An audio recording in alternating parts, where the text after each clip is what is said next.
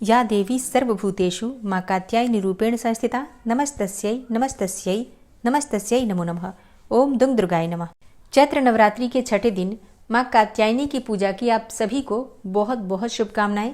मां कात्यायनी की कृपा सदैव आप और आपके समस्त परिवार पर बनी रहे। 3 अप्रैल 2024 गुरुवार के दिन मां कात्यायनी की पूजा हम करेंगे, जो कि मां भगवती दुर्गा का छठा स्वरूप मानी जाती हैं। माता का ये स्वरूप संयम और साधना का प्रतीक है। मां कात्यायनी का स्वरूप चमकीला है और तेजोमय है। मां कात्यायनी की पूजा करने से भक्तों को आसानी से धर्म, अर्थ, काम और मोक्ष की प्राप्ति हो जाती है। ऐसा भी कहा जाता है कि मां कात्यायनी की पूजा से शीघ्र ही विवाह के योग बन जाते हैं, मनचाहा जीवन साथी प्राप्त हो जाता है और दाम्पत्य जीवन में परेशानियां हो तो मां कात्यायनी की आराधना करने से दाम्पत्य जीवन भी सुखमय हो जाता है। ऐसा कहा जाता है कि द्वापर युग में गोपियों ने भगवान श्री कृष्ण को पति के रूप में पाने के लिए माता कात्यायनी की ही पूजा की थी। इसलिए माता कात्यायनी को ब्रजमंडल की अधिष्ठात्री देवी कहा जाता है। महर्षि कात्यायन की पुत्री होने के कारण ही इनको कात्यायनी कहा जाता है। माँ दुर्गा के इस स्वरूप की पूजा और कुछ विशेष उपाय अगर नवरात्रि की षष्ठी तिथि पर हम करते हैं तो मनचाही कामनाएं पूर्ण होती हैं और जीवन में आ रही बाधाएं समाप्त हो जाती हैं। तो आज की वीडियो में आप जानेंगे कि चैत्र नवरात्रि की षष्ठी तिथि पर माता कात्यायनी की पूजा हमें किस प्रकार से करनी है, माँ का प्रिय भोग क्या है जो आज हमें अर्पित करना है, और माँ का प्रिय रंग क्या है जिस रंग के वस्त्र धारण करके आज हम माँ की आराधना करेंगे। माँ का बीज मंत्र क्या है जिसका आज हमें जप करना है। माँ कात्यायनी को कौन सा पुष्प अत्यंत प्रिय है जिसे अर्पित करने से माँ की कृपा हमें प्राप्त हो जाती है, और माँ कात्यायनी का स्वरूप क्या है जिसका आज हमें पूजा के समय ध्यान करना है। माँ कात्यायनी की पूजा किस प्रकार से करें, कौन सा उपाय करें, कौन सी वस्तुएं माँ को अर्पित करें जिससे कि मन चाही कामना पूर्ण हो, चाहे जीवन साथी की कामना हो या फिर दाम्पत्य जीवन को सुखमय बनाने की कामना हो, और या फिर अर्थ, धर्म, काम और मोक्ष किसी भी प्रकार की आपकी कामना हो, किस विधि से माँ की आराधना करने से कामना पूर्ण होगी। तो संपूर्ण जानकारी आपको आज की वीडियो में शेयर करने वाली हूँ। बहुत महत्वपूर्ण है आज की वीडियो, पूरा ज़रूर देख लीजिए और अच्छी लगे वीडियो तो इसे लाइक भी ज़रूर कीजिए, क्योंकि आपके लाइक्स, आपके कमेंट्स मेरे लिए बहुत महत्वपूर्ण होते हैं। यही एकमात्र जरिया है जिनसे मुझे पता चलता है कि आपको ये वीडियो अच्छी लगती है और आपके लिए ये वीडियो उपयोगी है। तो अगर वीडियो अच्छी लगे तो लाइक तो ज़रूर ही किया कीजिए। बात करेंगे पूजा विधि के बारे में, लेकिन उससे पहले जानते हैं चैत्र नवरात्रि की षष्ठी तिथि का शुभ मुहूर्त क्या है। देखिए, 2 अप्रैल को षष्ठी तिथि प्रारंभ हो रही है रात्रि में 11:50 पर, और इसका समापन होगा 3 अप्रैल को रात्रि में 9:41 पर। तो सूर्योदय कालीन तिथि के अनुसार 3 अप्रैल को षष्ठी तिथि मनाई जाएगी और इस दिन माँ कात्यायनी की पूजा आराधना हम करेंगे। 3 अप्रैल को सूर्योदय काल का समय है सुबह 6:09 पर, और सूर्यास्त का समय होगा शाम को 6:40 पर। 3 अप्रैल को सौभाग्य योग है जो कि रात्रि में 12:02 तक रहेगा। सौभाग्य योग जैसा कि नाम से ही पता चलता है, इस समय में अगर आप पूजा आराधना करते हैं, मंत्रों का जप करते हैं अपनी कामना के लिए, जैसे कि विवाह की कामना हो या सौभाग्य की कामना हो या दाम्पत्य जीवन को सुखमय बनाने की कामना हो, तो नवरात्रि की षष्ठी तिथि पूरे दिन और रात्रि रात के 12:02 तक सौभाग्य योग के साथ है। तो आपकी किसी भी प्रकार की कामना पूर्ण होने में ये समय अत्यंत श्रेष्ठ है। और ब्रह्म मुहूर्त का समय है सुबह 4 बजे से 5 बजे तक। अमृत काल रात्रि में 9:28 से रात्रि 10:59 तक आपको प्राप्त हो रहा है, और अभिजीत मुहूर्त का समय रहेगा दोपहर में 12:05 से 12:54 तक। 3 अप्रैल को राहु काल का समय रहेगा दोपहर में 1:30 से 3 बजे तक। राहु काल में कोई भी शुभ कार्य प्रारंभ नहीं करना चाहिए, लेकिन अगर आप पहले से कर रहे हैं तो बिल्कुल कर सकते हैं, कोई दिक्कत नहीं। और अब जानते हैं कात्यायनी माता की पूजा विधि के बारे में। तो देखिए, अब तक तो आप लोगों को पता चल ही गया होगा कि पूजा की विधि हर रोज की एक ही होती है। मतलब उसी प्रकार से हमें प्रातःकाल जल्दी उठना है, स्नान करना है, सूर्यदेव को जल देना है, उसके बाद से अपने घर के मंदिर में जहाँ पर आपने चौकी स्थापित की है वहाँ शुद्ध आसन डालकर बैठकर और विधि विधान से पूजा करना है। और पूजा करने से पहले पूजा की सभी सामग्री एकत्र करके वहीं पर जहाँ पर आप पूजा कर रहे हैं रख लीजिए, ताकि आपको बार बार उठना नहीं पड़ेगा और आप आराम से पूजा कर पाएंगे।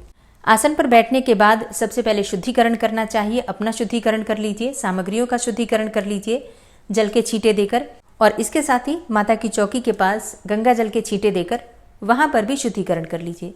इसके बाद आप अपने सामने एक शुद्ध घी का दीपक प्रज्वलित करेंगे और हाथ में जल, अक्षत और पुष्प लेकर माँ कात्यायनी की पूजा का संकल्प लेंगे। और फिर सबसे पहले गणेश जी, फिर कलश देवता, और जो भी आपने चौकी पर स्थापित किया है, नवग्रह मंडल या फिर जयंती बोई है आपने, सबका पंचोपचार विधि से पूजन कर लीजिए। उसके बाद माँ कात्यायनी की पूजा कीजिए। धूप, दीप, अक्षत पुष्प इत्यादि जो भी चीज़ें आपके पास उपलब्ध है उन्हीं से माँ कात्यायनी की पूजा आपको करनी है। माँ कात्यायनी का प्रिय रंग है पीला या फिर लाल। इन दोनों में से कोई सा भी रंग धारण करके आप पूजा कर सकते हैं। एक और चीज़, जैसे कि अगर आप कुंवारी कन्या हैं और शीघ्र विवाह की कामना से, मनचाहे जीवन साथी की कामना से कात्यायनी माता की पूजा कर रहे हैं, तो ऐसे में आपको पीले रंग के वस्त्र धारण करने चाहिए। और जो सुहागिन महिलाएं हैं वो लाल या पीला कोई सा भी रंग धारण करके माँ की आराधना कर सकती हैं। मतलब जो विवाह की कामना से पूजा कर रहे हैं उनको विशेष रूप से पीले रंग के वस्त्र धारण करके माँ कात्यायनी की पूजा करनी चाहिए। और जो पुरुष पूजा कर रहे हैं माँ कात्यायनी की, वो किसी भी रंग के वस्त्र धारण कर सकते हैं, पीला, लाल, सफ़ेद, जो भी वस्त्र वो धारण करना चाहें। माँ कात्यायनी को शहद का भोग लगाना श्रेष्ठ माना जाता है। इसके अलावा आप चाहें तो फलों का भोग भी लगा सकते हैं। और हाँ, विशेष रूप से माँ कात्यायनी को प्रिय है बेसन की बनी हुई पीली मिठाई। तो आप बेसन के लड्डू या बेसन की कोई भी मिठाई माँ को भोग में अर्पित कर सकते हैं। माँ कात्यायनी को लाल गुड़हल या फिर गुलाब के पुष्प बहुत प्रिय हैं। और अब बात करते हैं कि माँ का स्वरूप क्या है जिसका हमें पूजा के समय ध्यान करना है। देखिए, माँ कात्यायनी के स्वरूप की बात करें तो माँ सिंह पर सवार हैं, जो चतुर्भुज हैं अर्थात 4 भुजाओं वाली हैं। माँ कात्यायनी के एक हाथ में कमल का पुष्प है, दूसरे हाथ में तलवार धारण करती हैं। माँ की एक भुजा वर मुद्रा में और दूसरी अभय मुद्रा में है। इनका स्वरूप अत्यंत ही भव्य और दिव्य है। इनका वर्ण है स्वर्ण के समान चमकीला और भास्वर है। शेर पर सवार माता कात्यायनी अपने भक्तों के रोग, शोक, संताप और भय आदि सर्वथा नष्ट कर देती हैं और उन्हें अपने शत्रुओं पर विजय प्राप्ति का वरदान भी देती हैं।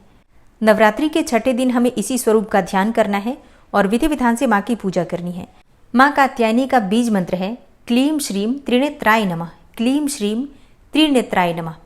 अगला मंत्र है ओम देवी कात्यायन्यै नमः। या देवी सर्वभूतेषु माँ कात्यायनी रूपेण संस्थिता नमस्तस्यै नमस्तस्यै नमस्तस्यै नमो नमः। और माँ का अगला मंत्र है चंद्रहास्योज्ज्वलकरा शार्दूल वरवाहना कात्यायनी शुभम दद्याद देवी दानव घातिनी। माँ की पूजा करते समय आप इनमें से किसी भी मंत्र का जप कर सकते हैं। अपनी इच्छा के अनुसार चाहे तो 11 बार, 21 बार या 108 बार भी जप कर सकते हैं।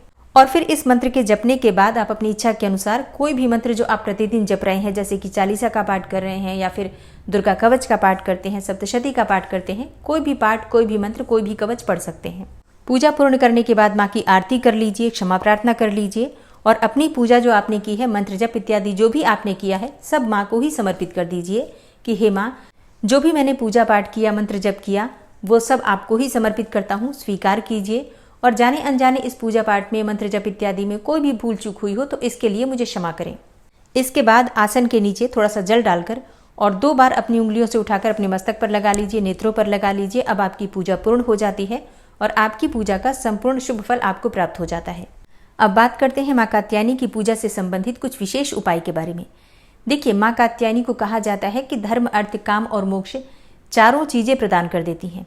तो पूजा करते समय सामग्री हमारे पास वही होती है, उसे ही अगर हम कुछ विशेष तरीके से अर्पित कर देते हैं तो उपाय का काम करती है। इससे हमारी कामनाएं पूर्ण हो जाती हैं।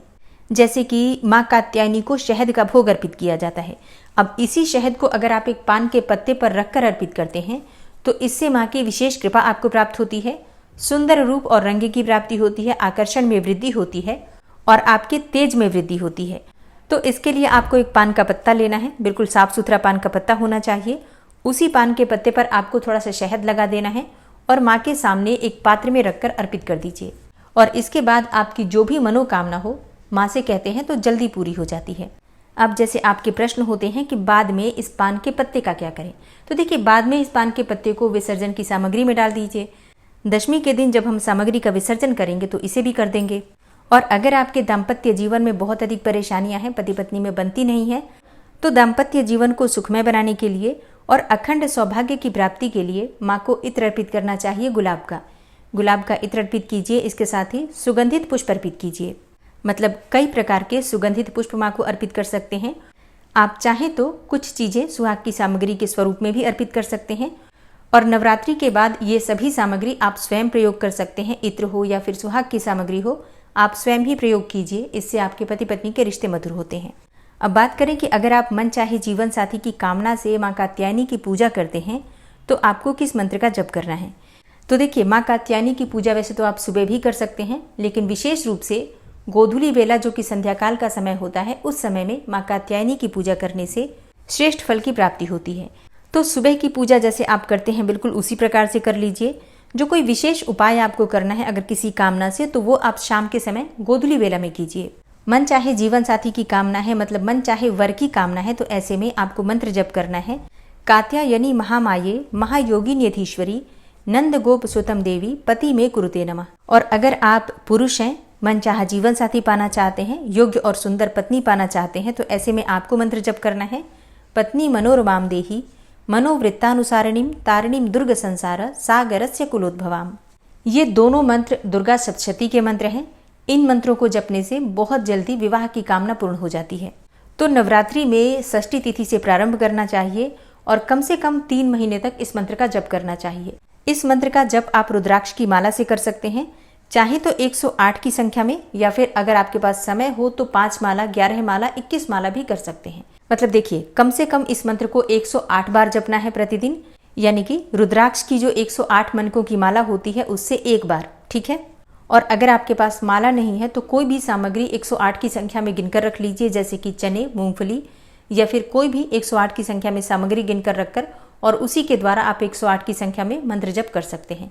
हर रोज कम से कम 108, ज़्यादा जपना चाहते हैं आपकी अपनी श्रद्धा है। और जैसे कि कई प्रश्न आते हैं कि हमारे विवाह में बहुत अधिक बाधाएं आ रही हैं, मतलब कोई योग्य रिश्ता ही नहीं मिलता, और मिल जाता है तो जैसे बात बनती है, बनते बनते अंत में बात बिगड़ जाती है, रिश्ता कई बार होकर भी टूट जाता है। ऐसे में क्या करना चाहिए? तो देखिए, ये उपाय आप कर सकते हैं, मतलब माता पिता भी कर सकते हैं अपने बच्चों के लिए, या फिर बच्चे स्वयं भी कर सकते हैं। विधि विधान से माँ की पूजा कर लीजिए और उसके बाद से 3 साबुत हल्दी की जो गठान होती है, 3 गठान हल्दी माता कात्यायनी के सामने अर्पित कीजिए, और वहां बैठकर आपको माँ कात्यायनी के बीज मंत्र का जप करना है। बीज मंत्र है क्लीम श्रीम त्रिनेत्राय नमः, क्लीम श्रीम त्रिनेत्राय नमः। इस मंत्र का कम से कम 108 बार जप कीजिए, और फिर पूजा पूर्ण होने के बाद ये साबुत हल्दी उठाकर अपने घर में किसी भी स्थान पर, जैसे कि अलमारी में या फिर पर्स में, पीले कपड़े में बांधकर रख दीजिए। माँ से प्रार्थना करके रखिए कि जब आपका विवाह हो जाएगा तभी आप इस हल्दी की गठान को विसर्जित करेंगे, ठीक है। तो कहा जाता है कि 3 महीने के भीतर भीतर विवाह हो जाता है इस उपाय को करने से। पूरे श्रद्धा भाव से समर्पण के साथ माँ कात्यायनी की आराधना करके इस उपाय को करते हैं तो निश्चित ही लाभ होता है। जैसा मैंने आपको बताया, माता पिता स्वयं भी अपने बच्चों के लिए ये उपाय कर सकते हैं, या फिर बच्चों से भी करवा सकते हैं। और फिर विवाह हो जाने के बाद इस हल्दी की गठान को जल में प्रवाह कर दीजिए। हाँ, इतना ध्यान रखिए, शुद्ध बहता हुआ जल होना चाहिए जहां पर आप इसे प्रवाहित करेंगे, ठीक है। तो इस प्रकार से माता कात्यायनी की आप लोग विधि विधान से पूजा कीजिए। देखिए, परेशानियां आपके जीवन में हो या ना हो, माता कात्यायनी की विशेष रूप से आराधना कीजिए, क्योंकि अर्थ, धर्म, काम और मोक्ष चारों पदार्थों की प्राप्ति माता कात्यायनी की आराधना से हो जाती है। तो इनकी पूजा अत्यंत आवश्यक है। कल सबको विधि विधान से माँ की पूजा करके शहद का भोग लगाना है। इत्र अर्पित कर सकते हैं आप, चाहे तो सुहाग की सामग्री अर्पित कर सकते हैं, और सुगंधित पुष्प, कई प्रकार के सुगंधित पुष्प माँ कात्यायनी को अर्पित कीजिए। बहुत सारी बाधाएं जीवन से स्वतः ही समाप्त हो जाएंगी। और कात्यायनी माता की कथा की वीडियो आपको कल सुबह मिल जाएगी। इसके साथ ही दुर्गा सप्तशती। दोस्तों, नवरात्रि की अष्टमी, नवमी, कन्या पूजन कब करें और कलश का विसर्जन कब करें, इस विषय में अगर आपको जानकारी चाहिए तो चैनल पर वीडियो अपलोड हो चुकी है, जरूर देख लीजिए। उम्मीद करती हूँ ये वीडियो आपके लिए उपयोगी होगी। वीडियो अच्छी लगी हो तो लाइक कीजिए, शेयर कीजिए, और चैनल पर पहली बार आए हैं तो सब्सक्राइब करके बेल आइकन को जरूर प्रेस कर लीजिए अगर आपको आज की वीडियो अच्छी लगी है तो। मिलती हूँ मैं आपसे अगली वीडियो में, तब तक के लिए जय श्री राधे।